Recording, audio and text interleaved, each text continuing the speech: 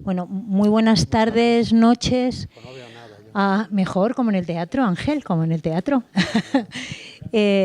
Muy buenas noches a todas las personas que han venido a esta última jornada de este intensísimo día de la tercera edición del Aula Juan de Mairena. Llevamos un día, Ángel Gutiérrez, muy emocionante desde que ha comenzado, y yo creo que es muy difícil encontrar una manera de concluir una jornada tan intensa, tan inteligente y tan afectiva como la que hemos tenido hoy, con alguien mejor que el maestro de maestros, Ángel Gutiérrez.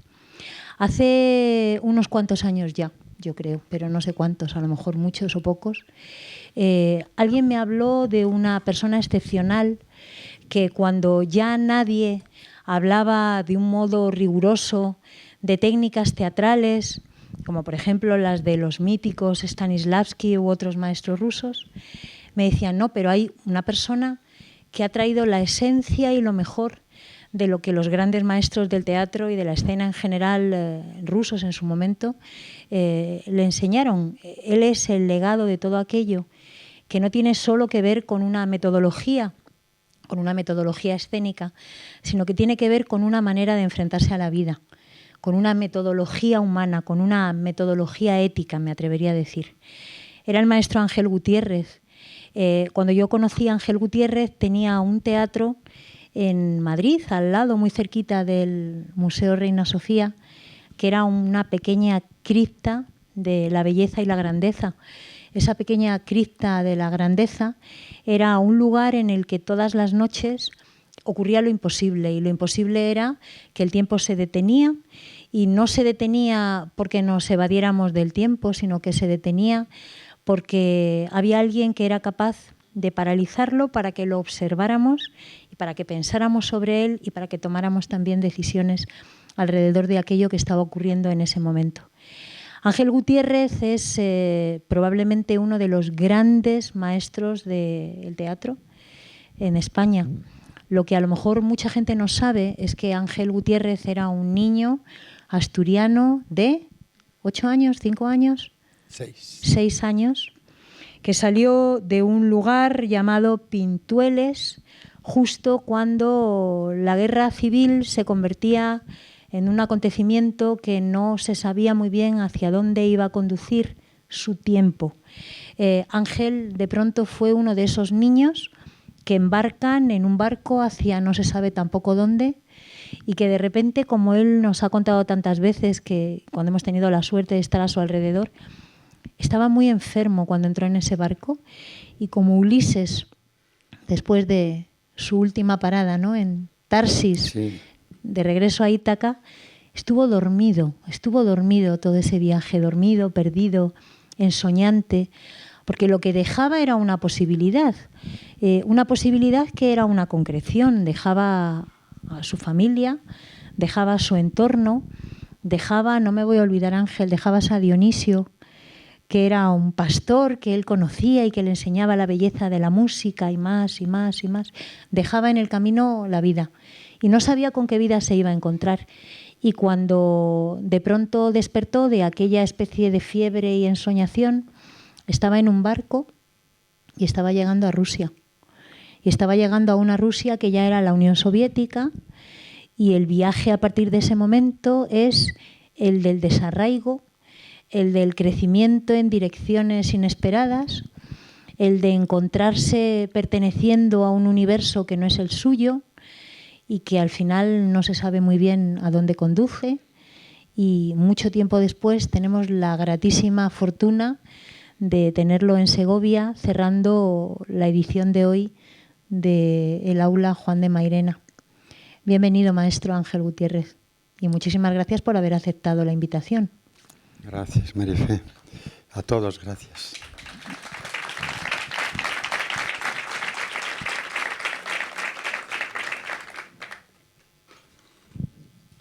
Nos encantaría que nos contaras lo que tú recuerdas de aquel viaje, que es un viaje, en cierto modo, casi yo me atrevería a decir como iniciático. Tú eres un niño asturiano que de pronto se ve separado de un universo sin saber muy bien hacia cuál se dirige. Luego la vida te va llevando por caminos, Ángel. Cuando regresas a España eres profesor en la RESAD, pero hasta llegar a España, cuéntanos.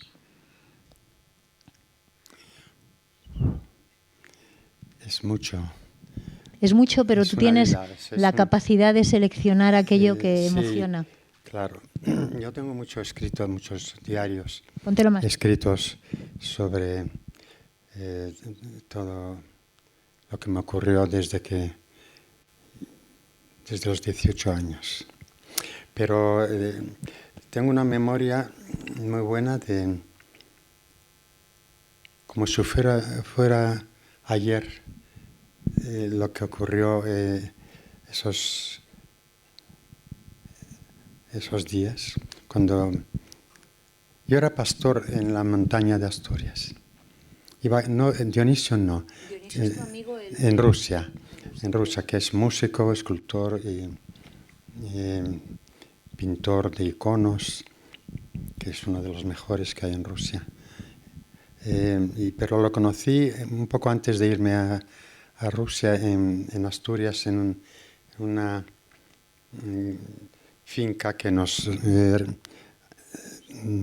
recogieron allá todos, los de los pueblos cercanos, para llevarnos a Gijón después, embarcar allí.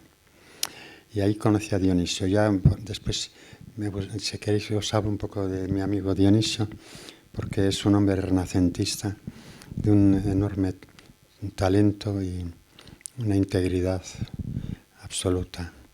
Pero entonces lo llamamos macaco, porque andaba siempre subido por los árboles, era pequeño y feo como un macaco. Pero ya desde que nos conocimos nos hicimos amigos. A mí, antes de estar ahí, que se llama La Reboria, ese lugar, cerca de Infiesto, quien conoce Asturias, pues tiene que saber que Infiesto es un sitio maravilloso, y si no lo conocen tienen que ir a conocerlo. Una pregunta, ¿se oye bien? Sí, sí. Es que me parecía. Si no, acércatelo. Sí, yo creo que sí. No, es que sí, se oye bien. Yo lo noto. Pero yo, desde los 5 años, andábamos descalzos entonces por la hierba, por los caminos de Asturias, íbamos a la siega con los campesinos, nos llevaban, y yo era muy feliz en Asturias, y era muy pobre, aunque nací millonario, porque mi padre era minero de Asturias, se fue a La Habana, y en La Habana pronto se hizo rico y compró un hotel y tal, y ahí nací yo, en La Habana. Por eso yo canté mucho la canción Cuando, la habanera esa famosa, la cantaba mucho. Mi madre es cubana, mi padre asturiano. Vine a Asturias con 3 años y después, bueno, mi padre regresó también, pero como era muy rico, pues no pudo, lo fusilaron enseguida. Y yo me quedé sin padre a los 3 años, y después mi madre se quedó muy pobre con otros 5 hijos que tenía, y yo me ganaba la vida pues yendo con un pastor que se llama Mariano, que me llevaba a la montaña con un rebaño de ovejas a cuidar a las ovejas, que fueron los días más felices de mi vida. En Asturias en general, la infancia, aquel niño Dios, como dice Juan Ramón, que corría por esos prados verdes, que iba a la romería, que en fin, que creía que él había nacido para ser feliz. Y yo realmente lo creía, lo sentía y lo he sido. Y lo soy, porque he nacido para, como dice el Quijote, porque eres del cielo en esta nuestra edad de hierro, para resucitar en ella la de oro, o dorada, como suele llamarse. Yo así lo sentía desde niño. Y desde niño, este pastor, este hombre que me llevaba al pico Villau, que está allí, es muy alto, yo veía las águilas volar, estaba en unos campos llenos de flores, y solo los sonidos de los grillos por la tarde, los cencerros de las vacas y los cascabeles de las ovejas, era lo que era la música de mi infancia. Y esa música me llegaba al alma. Y un día Mariano me llevó a una romería por la tarde que estaba en un pueblo cercano de Pintueles, y escuché por primera vez el violín, que tocaban una orquesta sería de 3 o 4 instrumentos, pero había un violín y tocaban mi jaca, galopa y corta el viento, y yo me volví loco. Dije, esto es lo que Dios quería que yo escuchara y que yo tocara ese instrumento. Yo nací para la música. Lo sentí y dije, Mariano, cómprame un violín. Mariano no podía comprarme un violín. Pero cuando me arrancaron como un arbolito, y que todavía no había visto la guerra yo, porque a Infiesto a Pintueles no había llegado todavía la guerra, pero no sé por qué un día me cogieron, me arrancaron y me llevaron a la Reboria. Allí es donde estuvimos reunidos con otros niños, y ahí conocí a Benito, que ya otro día os contaré, que venía a estar con nosotros, a jugar con nosotros, y hace unos 5 años, al ir a Infiesto, fui a la Reboria para ver si estaba esa casa, la higuera que había ahí cerca de casa, un nogal, y un piano que había allí que yo tocaba ya con 2 dedos. Tocaba la internacional, que era muy fácil, sol, do, la, la, la, la, la, la, ¿no? Y que ya se oía esa canción que cantaban los milicianos, ahí ya sí que milicianos que en una montañita que había allí me llamaban y me hacían que cantara canciones, que yo cantaba mucho en Asturias. Me gustaba mucho, mucho cantar, siempre bajaba del monte cantando para no tener miedo a los bandidos. Yo le decía, Mariano, tengo miedo, que tú canta muy alto y así los bandidos no te van a hacer nada. Yo bajaba del monte siempre cantando asturianadas y canciones que entonces llegaban de películas que no sé cómo llegaban a mis oídos, pero mi jaca y todo eso, ¿no?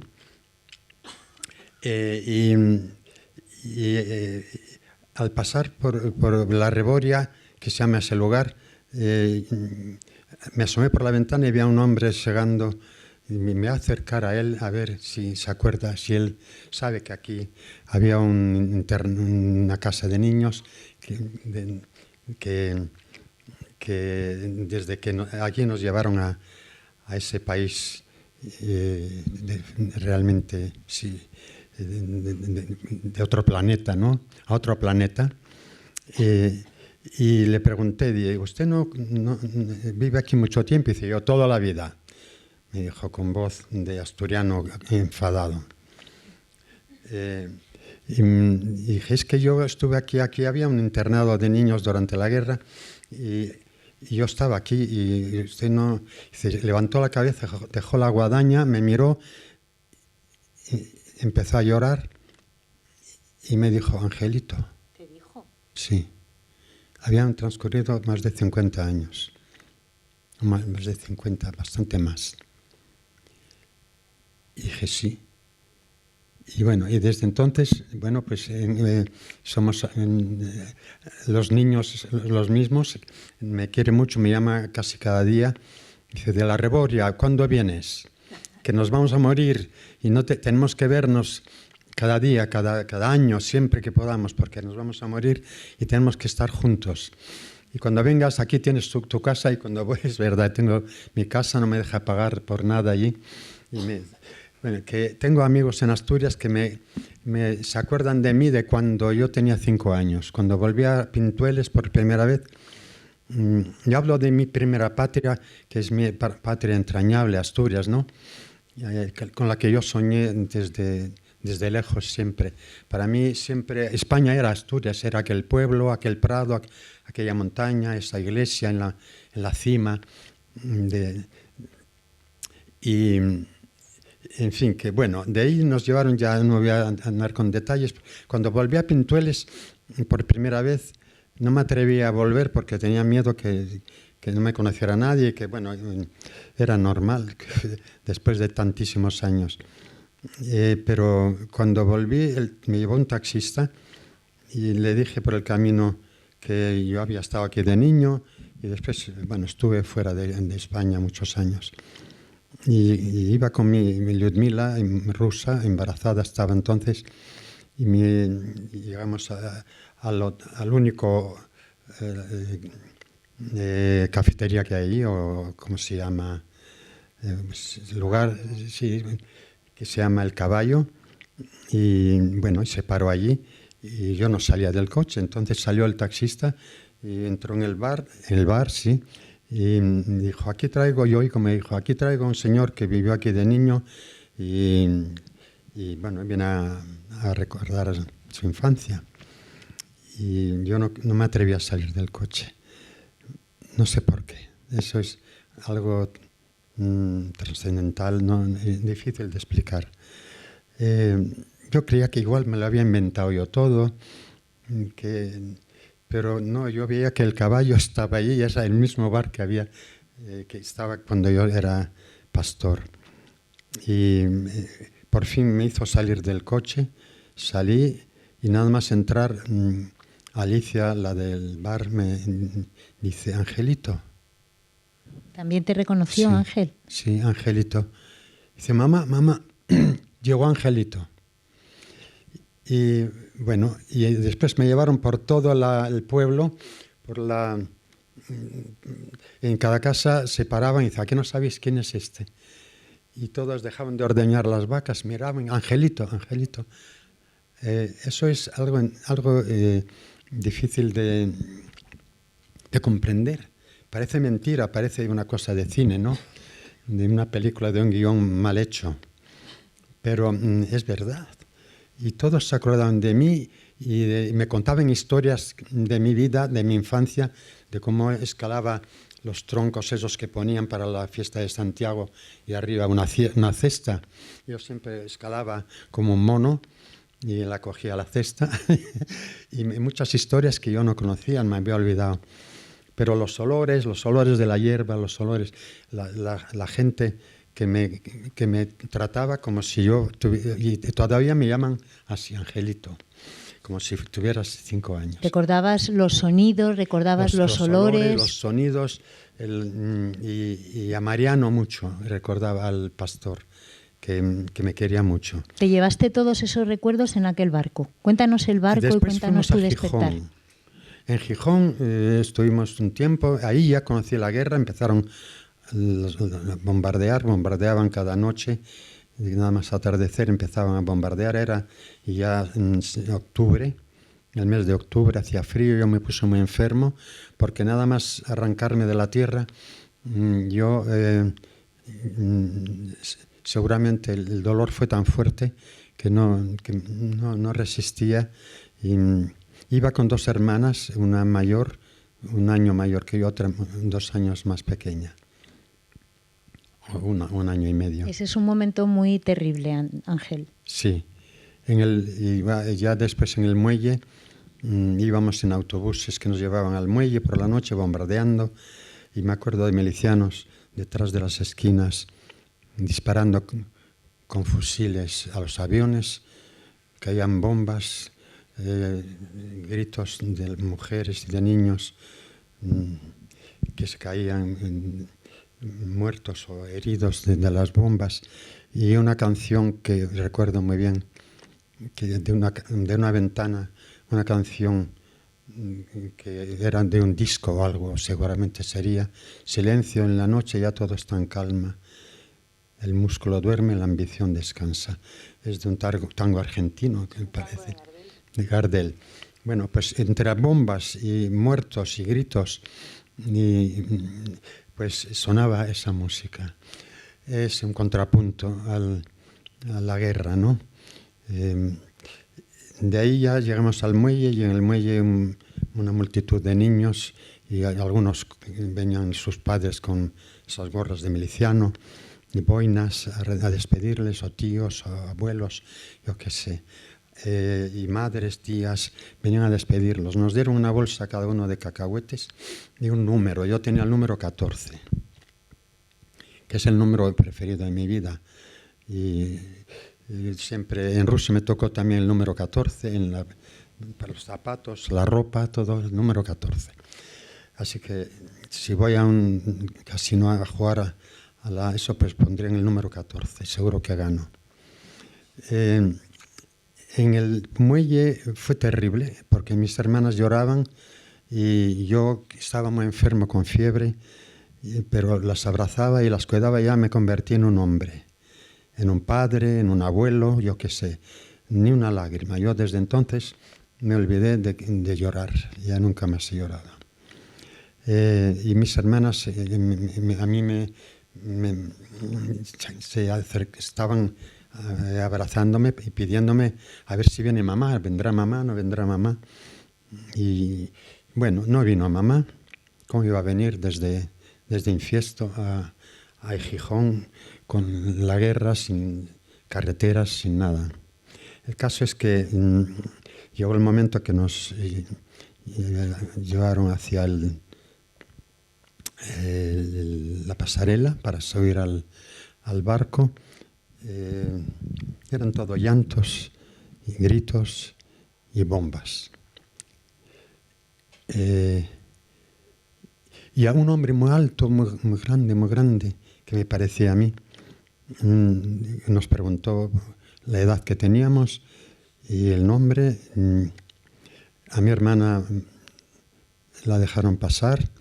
Después a mí me dijeron que esperara con mi hermana pequeña porque no podía pasar, porque tenía pocos años. No podía entrar en el barco, no podía ser evacuada. Por tener menos años no puede ser evacuada de las bombas de la guerra. Bueno, me llevó a un coche que había ahí con ella. Ella me abrazaba, me decía, no me sueltes, no me dejes, por una parte. Por otra parte, mi hermana mayor desde arriba, desde el barco, gritando y pataleando. Todavía recuerdo sus gritos.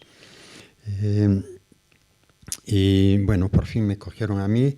Mi hermana no me soltaba, yo tampoco, pero nos separaron y entré en el barco, en la bodega, que es donde estaban todos los niños llorando, gritando en la bodega. Era un barco de carga, se llamaba Sontai, me acuerdo, de cosas, detalles que es increíble que un niño después de tantos acontecimientos se acuerde, ¿no? Y bueno, allí ya, de ahí ya llegamos a, no voy a contar más detalles, para llegar cuanto antes a la Unión Soviética. Y hemos dejado a tu hermana pequeña. Mi hermana se quedó pequeña y no la vi en el puerto y no la he vuelto a ver ni nadie más. Después yo, envuelto en una lona, temblando de frío, me quedé dormido. Mi hermana me despertaba y dice, aquí se puede salir, salen los que quieren, no hay guerra. Aquí no hay guerra. Y vamos a salir. Era Francia. Bordeaux creo que era. Sería Bordeaux. Y yo dije, yo no salgo, no me muevo de aquí a ninguna parte. Pero vamos, que aquí no hay guerra, que no hay bombas. Y se puede salir. Y fíjate que hacía un día, me acuerdo un día espléndido de sol. Y yo dije, no, yo no me muevo de aquí, no me muevo, quédate conmigo si quieres, quédate conmigo.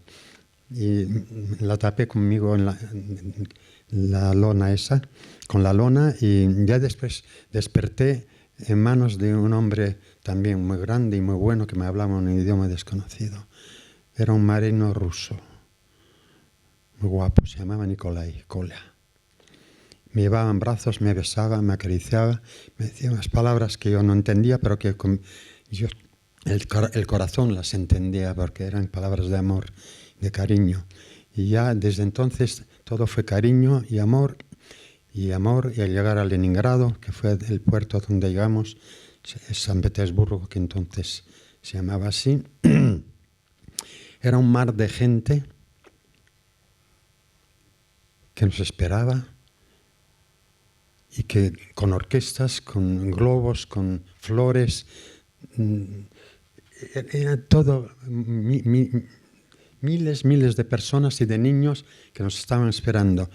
Y al vernos nos abrazaban, nos regalaban bombones, cajas de bombones, flores, globos, lloraban todos y nos abrazaban y nos querían besar y llevar a sus casas, pero no nos dejaban. Yo ahí he descubierto para siempre el alma rusa y el amor. Definitivamente, desde ese marino que me llevó en brazos con tanto amor y esa gente desconocida de otro planeta. Cuando leo Dostoyevsky, un relato que tiene, que ya os diré más tarde, de un hombre desconocido, el hombre desconocido, como viaja en sueños, se duerme y viaja a un planeta, a otro planeta, y conoce a la gente de aquel planeta, a los habitantes, que son todos muy buenos, y todos se quieren unos a otros, se hacen regalos, en fin, se ayudan. Y ese planeta era Rusia. Era Rusia, porque a mí en la infancia, la verdad, me quería mucho en el pueblo, pero mi padre no lo conocía apenas, mi madre, pero el amor lo he descubierto allí. Y toda mi vida en Rusia ha sido llena de amor de mis maestros, amor de mis educadores, de mis profesores después en la Academia de Teatro. Cuánto amor, cuánta sabiduría, cuánto corazón. No solamente te enseñan la profesión, que son grandes profesionales, mis maestros han sido alumnos primeros alumnos de Meyerhold, de Stanislavski, de Vakhtangov, de los genios del teatro. Y han sido alumnos predilectos. Lo conocían y ellos fueron mis maestros. O sea que yo casi he conocido a Stanislavski. Bueno, a Kniper Chekhov, a la mujer de Chekhov, la conocí porque la he visto en escena y después la conocí en vida, a su hermana de Chekhov y a su mujer, a Olga Leonardovna. Yo hablo sobre el amor que atraviesa toda mi vida desde las montañas de Asturias, Mariano, que me quería mucho, esos amigos que he tenido allí y toda mi odisea por la Unión Soviética. A pesar de la guerra, a pesar del cerco de Leningrado, donde pasé, no todo el cerco, gracias a Dios, pero sí medio año. El cerco de Leningrado fue terrible. Muchos de ustedes seguramente habrán leído, habrán visto películas, documentales ahí, yo me acuerdo como el cielo azul en junio, que era el 22 de junio, cuando empezó la guerra con la Alemania nazi. El cielo azul se convirtió en negro. Eran además noches blancas, porque son las noches blancas en San Petersburgo, famosas noches blancas. Eran negro el cielo de aviones. Eran miles y miles de aviones negros bombardeando. Nosotros empezamos a hacer, ya éramos mayores, ya teníamos de 6 años, habían pasado de 37 al 41, ya teníamos años ya, ¿no? Mayores. Y subíamos a los tejados por la noche para de allí tirar las bombas incendiarias que lanzaban para iluminar la zona y ver mejor los fascistas. Nosotros, nuestra tarea era tirar las bombas incendiarias a la tierra y los otros compañeros nuestros con arena que habíamos amontonado nosotros, habíamos traído montones de arena, las apagaban las bombas. Las muchachas con 12, 13, 14 años iban a los hospitales a ayudar a los heridos de la guerra que venían sin brazos, sin piernas, etcétera, y tenían que levantar a hombres muy fuertes, con mucho peso, chiquillas hermosas españolas nuestras, con 14, 15 años, ¿no? Tenían que llevar esas camillas y lo hacíamos todo con una alegría, con unas ganas de ayudar y hacer algo para vencer al fascismo. Nosotros creíamos, y yo creo todavía, yo tengo una fe enorme en que allí me enseñaron, porque he sido pionero leninista, stalinista, como todos, porque no podía ser de otra manera, y además estoy orgulloso de esto porque hacíamos cosas maravillosas. Cantábamos, íbamos por el verano a campamentos donde jugábamos, hacíamos deporte, esquiábamos por el invierno, hacíamos cross, de esos de esquiando 10 kilómetros, hacíamos gimnasia, deporte, mucho deporte, de todo, para ser fuertes y ayudar en el momento que sea necesario a nuestros compañeros, a los que sea, en España, a nuestro pueblo. Nos preparaban para ser los salvadores de la España, Nueva España. La España estaba dominada por el fascismo, pero que nosotros tendríamos que ayudar a salvarla de la explotación, del mal, del fascismo. Y nosotros, no solo España, sino yo estaba dispuesto a entregar mi vida a todo el mundo, porque creíamos, y yo creía y estaba seguro de que teníamos que ser hermanos. Y yo todavía creo en eso, que somos hermanos y que tenemos que vivir para los demás. Eso es una fe que yo tenía desde niño, seguramente desde Asturias todavía, un Dios que llevaba adentro, no sé lo que sería, pero en la Unión Soviética me encontré con eso mismo, pero que se llamaba de otra manera, se llamaba comunismo. Stalin, Lenin, Marx, etcétera, eran los líderes de ese movimiento, ¿no?, que nosotros adorábamos y tal.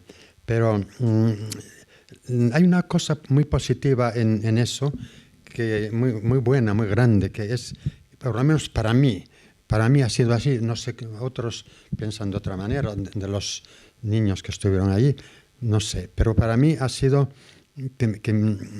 una experiencia maravillosa, porque yo he comprendido que he nacido para eso, y me daban herramientas para poder ser útil al mundo que de los proletarios, de los obreros, de los que viven en la miseria, ayudar, entregar mi vida a los necesitados. Y yo eso es lo que creía, lo que creo, y a eso vine a España también. Vine con ese ideal, con esta idea de dar todo lo que me han entregado allí a mi pueblo.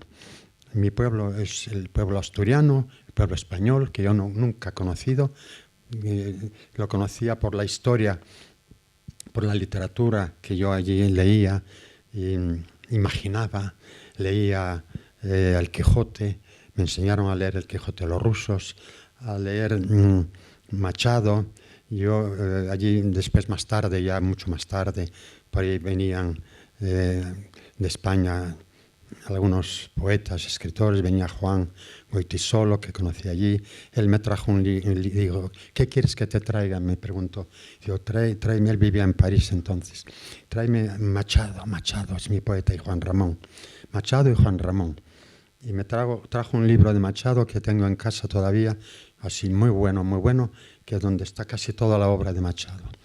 Me lo regaló Juan. Y yo lo leía día y noche. Estoy enamorado de Machado, soy machadiano, machadista, hasta la médula. Y Juan Ramoniano también. Ángel, una pregunta te hago. ¿Y hay un momento en el que eres un adulto que ha decidido un camino artístico o que la vida ha decidido por ella misma que tú tienes que dedicar tu vida al teatro? Es tu manera de ayudar a los demás, claro, y de concretar, pero resulta que hay seres humanos a tu alrededor que no tienen tan clara esa visión que tú tienes. Y hay alguna disidencia, digamos, humana. Quiero decir, yo sé que tú fuiste muy amigo de Tarkovsky, por ejemplo. Hombre, y hubo algún problema en una película en concreto, en El Espejo, ¿es? En El Espejo, en donde tú estabas. Sí. Sí. Y de repente hay un pequeño despertar a un mundo que no coincide del todo con esa visión filantrópica, altruista, que tú estás convencido de que es lo que te han enseñado y que es lo que tú has aprendido. ¿No todo el mundo lo tenía igual de claro que tú? No, pero entre los niños de mi internado, que era de Leningrado, yo creo que casi que todos. Es más el adulto, el que de repente se encuentra que después, no toda la gente... Después ocurre lo siguiente, ocurre que nosotros es que nos han educado también en internados españoles, a mí personalmente en nuestro internado, como una burbuja, fuera de la realidad. Es un poco lo que te quería decir, sí, ¿no? Que también es un poco... Fuera de la realidad soviética de los crímenes del Gulag, que después fuimos descubriendo, ¿no? Pero mientras no sabíamos eso, era un idealista, bueno, sigo siendo, pero entonces era un idealista sin fisuras. Para ti era absolutamente... extraterrestre. Algo para un ser normal de la Tierra increíble, puede parecer. Pero yo estaba dispuesto en cada momento. Yo escribí cuando murió Stalin, fíjese, ahí empezó una época distinta. Cuando murió Stalin yo estaba terminando ya la facultad de dirección de teatro y ya terminaba y tenía que ir a otra ciudad a hacer el espectáculo de fin de carrera en la ciudad de Chejov, Taganrog. Y se muere Stalin y para mí fue un trauma enorme. Yo creía que la vida perdía el sentido. Para mí y para todos los que pensaban como yo, y que eran muchísimos. Y yo, incluso con mis compañeros rusos, conseguimos 3 días y 3 noches con un frío, era marzo, murió el 5 de marzo, bueno, lo anunciaron el 5 de marzo del 53, y 3 días y 3 noches haciendo colas, pasando por todo Moscú, debajo de camiones, de tanques, para pasar a la sala de las columnas donde estaba el féretro de nuestro ídolo, ¿no? de Stalin, nuestro maestro y nuestro jefe, nuestro Dios. ¿Y cuando sales de la burbuja? Eso ahora. Y no podíamos, porque estaba todo cercado. Y por fin, con unos amigos, nos llevaron por unas casas al 6º piso, por unas escaleras secretas. Bajamos por unos canalones a un patio que daba a la calle Pushkin, a unos 50 metros de la sala de las columnas. Pero fíjate que hay riesgo, ¿no? Bajar por unos canalones del 6º, 7º piso. Y bueno, y entramos y por fin conseguimos ver a Stalin. Era una cosa de que o me muero o tengo que ver a Stalin. Y después, bueno, nos dimos cuenta que tenía mucho hambre, fuimos a comer, de repente nos entró el hambre. Pero antes de esto, sin comer 3 días y 3 noches, no teníamos hambre. Lo que son las cosas. Y después llega el 20 Congreso. El 20 Congreso es el congreso en el que Nikita Khrushchev hace una crítica feroz al culto de la personalidad y critica a Stalin muy cruelmente, como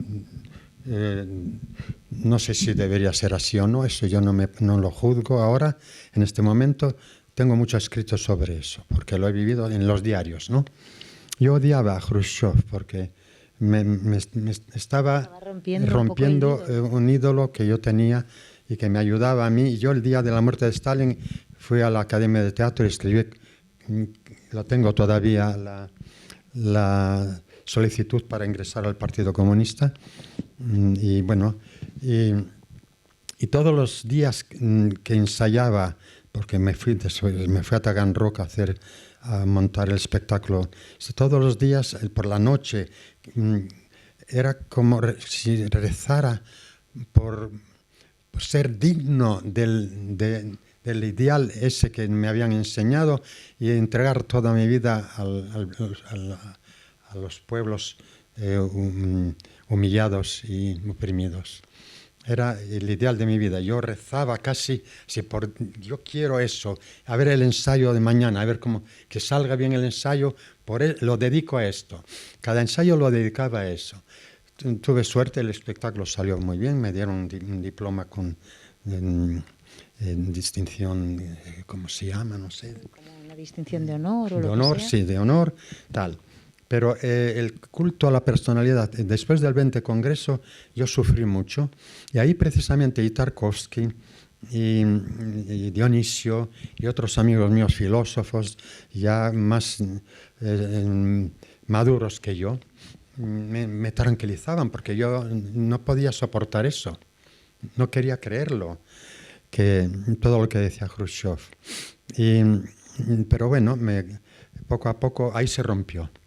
Se fue rompiendo y yo empecé a abrir los ojos a la realidad de la vida ya de un hombre maduro, profesional, y mis amigos ya entonces llegaron a ser disidentes, como Akonjava, como Vysotsky, como, bueno, no disidentes, pero Sájarov, que Dmitri conocen, el padre de la bomba H, ¿no? Sájarov, etcétera, Solzhenitsyn, que conocí allí antes de que lo expulsaran de la Unión Soviética. Yo tenía ya contactos con esa gente y estaba, no en la disidencia, pero sí en ese pensamiento y veía cómo se iba corrompiendo el sistema soviético. Eso lo veía porque era difícil no verlo. La corrupción, la mentira de la gente que no, pero yo que no creía en eso, pero que hacía su carrera, o sea que trepaba con el carné, ayudados del carné, y eso a mí me daba mucho era para mí insoportable, porque yo seguía y sigo creyendo en un ideal, que no es Stalin ni es Lenin, pero es eso mismo por lo que vale la pena vivir. Vivir para los demás, entregar la vida a los demás. Y de hecho yo ya digo que vine a España para entregar eso. Todo lo que me dieron mis maestros, que son geniales, que les agradezco mucho, todo, y todo el pueblo ruso, lo que me dio el pueblo ruso, entregarlo a mi pueblo español, a mi querido pueblo asturiano, español. Y bueno, la verdad es que en España no me entendieron y me recibieron como un enemigo, o en el mejor de los casos como un ajeno. Extraño. Es muy tremendo esto, te oigo hablar y te dejo hablar porque me encanta además oírte, como me imagino que le estará ocurriendo a todas las personas que están aquí hoy, ¿no? Te oigo hablar y siempre tengo esa sensación, la sensación de un niño al que arrancan de un universo que de pronto crece en una felicidad que lleva en el corazón y que lo que hace es extenderla y que no hay tampoco un motivo, vamos a llamarlo así, que rompa ese milagro de la inocencia, todo lo contrario. No. Y un día se despierta y resulta que lo que hay alrededor solo se parece en su cabeza a lo que ha soñado. Quiero decir, fuera de ese mundo hay otro. Mira, no, eso fue en España ya. Pero te quiero decir también que España, ya en Rusia no, porque nosotros, a pesar de que lo ocurrido, lo que he mencionado ahora, de la muerte de Stalin, el Congreso, la crítica y la verdad que hemos conocido a través de los libros de Solzhenitsyn también y de otras personas que yo conocí personalmente que volvían del Gulag, de las cárceles y que me hablaban, me contaban y tal. Yo conocí la verdad de verdad, la conocí, pero eso no hizo que yo perdiera tu convencimiento de que se podía... No. Stalin es una cosa y otra cosa es los ideales de una persona y por lo que vale la pena vivir y morir. Y yo conocí ahí, por ejemplo, a un poeta turco que se llamaba Nazım Hikmet, que se había escapado, bueno, lo habían salvado de las cárceles turcas, comunista, Nazım Hikmet, que lo recomiendo mucho. Caballero de la Sed. Sí. Que tiene unos versos que yo me gustan mucho y que entonces yo aprendí de memoria, que es largo, pero solamente voy a citar 4 versos, ¿no? Si nosotros no nos quemamos, quemamos, incendiamos, como si tú no te quemas, yo no me quemo, ¿quién iluminará esta noche? Y eso es romántico, pero es lo que yo creo. Yo creo que es lo único por lo que merece la pena vivir, no por el dinero, ni por nada material, ni por nada de prestigio, de puestos importantes, ni coches, ni bicicletas siquiera. Es por iluminar esta noche y sobre todo cuando yo soy del siglo pasado, pero en este siglo ya que todavía parece que va a ser más terrible que el siglo XX, por lo que estamos viendo, hace falta antorchas, hace falta gente con fe, hace falta artistas que vivan no para ser académico o buscar la fama. La fama y el dinero son cosas que no sirven para nada. Como decía el poeta español, decía, porque la vida es corta, viviendo todo falta, muriendo todo sobra. No hace falta nada, solamente hace falta mientras vives, que son un instante, ser digno de esta vida y de los padres que te han dado esta vida y vivir para una vida mejor, para un hombre mejor. Eso es lo que yo creo, yo lo digo ya con 83 años de edad, que entonces tenía 12, 13, 14, ahora tengo 83 y digo esto con toda la seriedad y es lo que pienso cada día. Ángel Gutiérrez, maestro de maestros, muchísimas gracias por estar esta tarde aquí con nosotros en Segovia. Vamos a ver ahora una película, vamos a ver esta película, Los niños de Rusia, y cuando la estemos viendo vamos a verte a ti también. Vamos a ver también tus recuerdos y tus olvidos y vamos a ver esa lección que es una lección de vida, pero, ¿sabes, Ángel? Muchas veces lo pienso, creo que no es justo que ningún niño tenga experiencias como las que tú tuviste. Y yo sé que toda tu vida la has entregado precisamente a crear espacios donde no sea posible que a un niño lo arranquen de una felicidad, aunque el resultado sea extraordinario. Estoy convencida de que cada día, cuando te has subido a un escenario, cuando has aprendido, cuando le has enseñado a otros que el teatro no es solamente una acción efímera, sino una manera de transformar precisamente la mirada personal y la de otros, estabas acordándote de ese niño de Asturias, y por él estabas trabajando para que no se lo volvieran a llevar y para que si se lo llevaran regresara con total tranquilidad a los brazos, no sé, de una felicidad elegida y perdida. Siempre te veo y te veo así. Te veo actuando precisamente porque estás convencido de que no hay derecho a que ningún niño de la tierra sea arrancado de una felicidad como fuiste arrancado tú, aunque eres un hombre generoso y agradecido, tan agradecido que eres capaz incluso de sacar la lección del bien donde a lo mejor no lo había. Y yo creo que eso merece la pena agradecérselo, agradecértelo de corazón, la verdad. Muchas gracias, Ángel. Sí.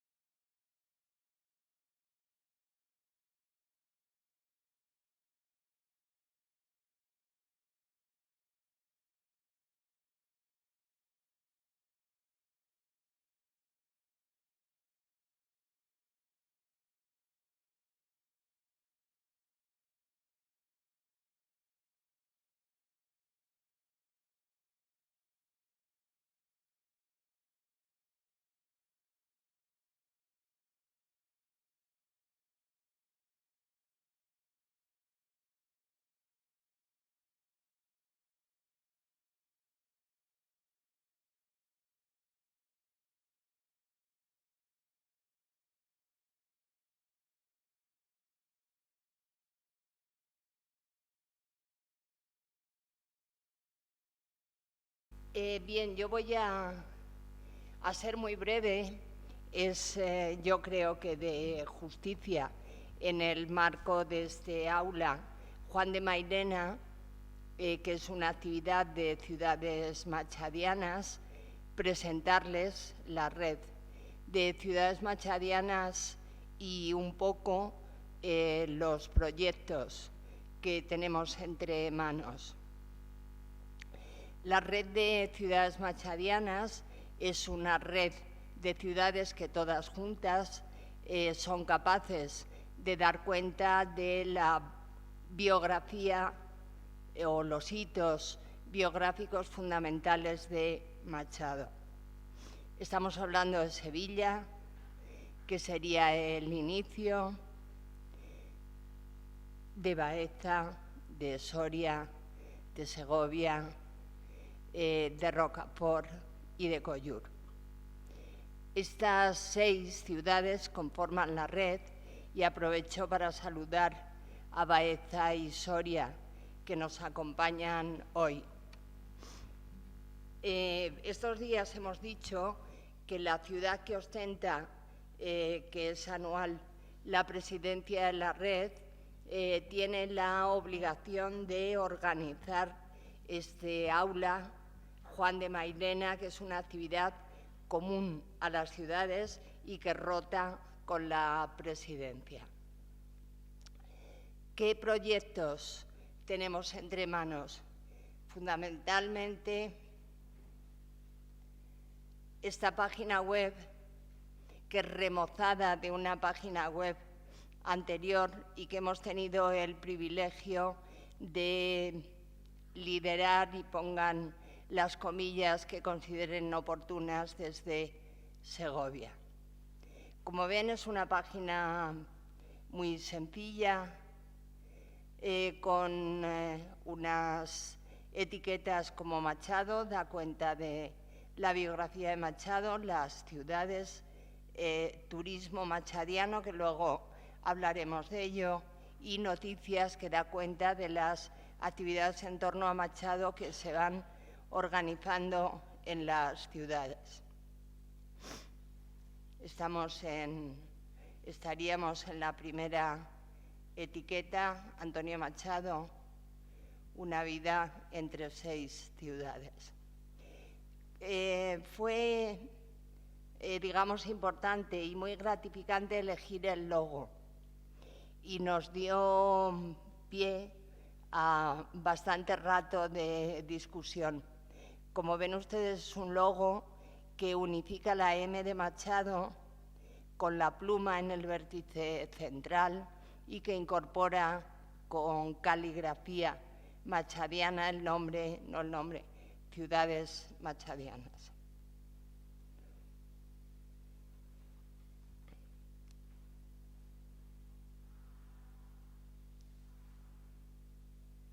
En cada una de las ciudades, vida, obra, lugares machadianos en esa ciudad y los eventos correspondientes. Estamos en Segovia, estamos en Rocafort, en Sevilla, Baeza, Sevilla, Baeza, ¿y por qué sigue en el mismo lado? Ah, no. Los eventos, bien, yo creo que no, noticias que tampoco voy a hacerles perder o a gastar mucho tiempo y mucho más con el retraso que llevamos. ¿Cómo es un poco el funcionamiento de esta red? Como les digo, ha sido el privilegio de Segovia poder aunar voluntades, información y, digamos, gestionar esta nueva web, que además incorpora también un trabajo muy significativo en redes sociales. Digo esto porque es tendencia conocida que cada vez la gente busca información más concisa, más rápida y casi instantánea. Eso quiere decir que para nosotros es muy importante el trabajo en redes sociales, por supuesto dependiendo de la web, pero que en los tiempos que corren es casi imprescindible trabajar y alimentar las redes sociales. Desde Segovia nos hemos encontrado, pues porque hemos pillado también una época de cambios en los gobiernos municipales, que ha ralentizado un poco ese paso de información de las ciudades a Segovia, que era la ciudad encargada. Si ustedes navegan por la web, verán que es desigual la información que hay de unas ciudades a otras. Hasta ahora ha sido Segovia, como presidencia, quien ha centralizado la información y, digamos, se ha encargado desde el punto de vista tecnológico y profesional de colocarla en su sitio correspondiente. Aparte, la empresa municipal de turismo tiene un microsite propio, machadoturismodesegovia.com, es un microsite nuestro que también complementa y en muchos casos vehicula la información sobre Machado. El aula Juan de Mairena, el recurso de la casa museo,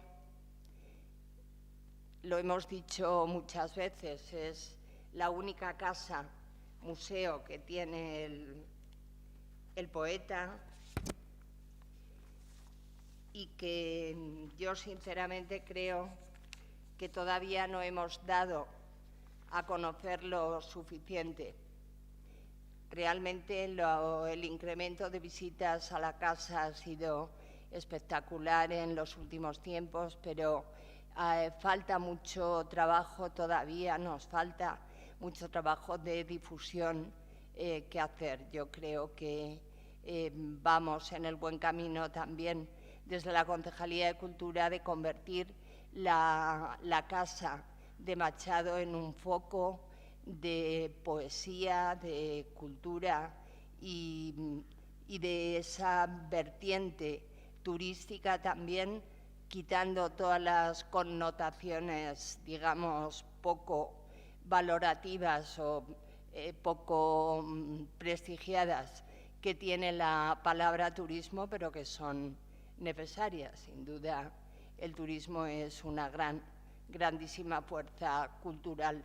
De hecho, así lo entendemos en Segovia. Digamos, estos son los proyectos ya tangibles, ya puestos en marcha, que lógicamente tenemos que mejorar y desarrollar la coordinación, pero hay muchos otros proyectos que serán proyectos a futuro. Nos queda la elaboración de un folleto turístico común a todas las ciudades de la red. Es decir, que en todas las oficinas de atención a visitantes de las ciudades machadianas, el visitante pueda encontrar información del resto de ciudades. Porque creo que lo comentábamos ayer, hay gente, mucha gente, que hace ese peregrinaje biográfico de Machado.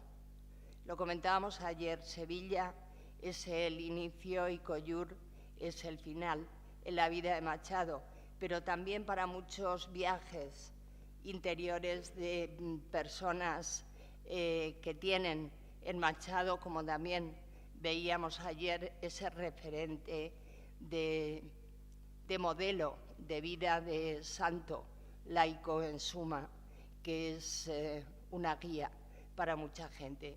Sabemos que muchas personas hacen ese peregrinaje, Sevilla-Collur, pasando por el resto de ciudades, y lógicamente hay que favorecer y facilitar ese viaje.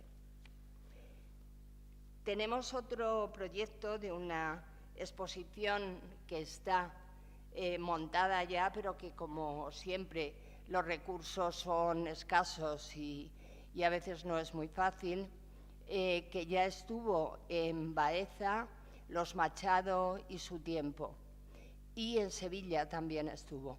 Es una exposición muy, muy interesante que habla quizá de otro aspecto, no sé si poco conocido, pero sí poco analizado, que también salió un poquito ayer, de Los Machado, el ámbito familiar, el ámbito social en el que nace y se mueve Machado. Un poco dar noticia y profundizar en la figura de Demófilo, en ese componente de folclore, de pueblo, de cultura popular con el que Machado se crió y que sin ninguna duda es una clara influencia en su obra. Este es un proyecto sobre el que tendremos que trabajar.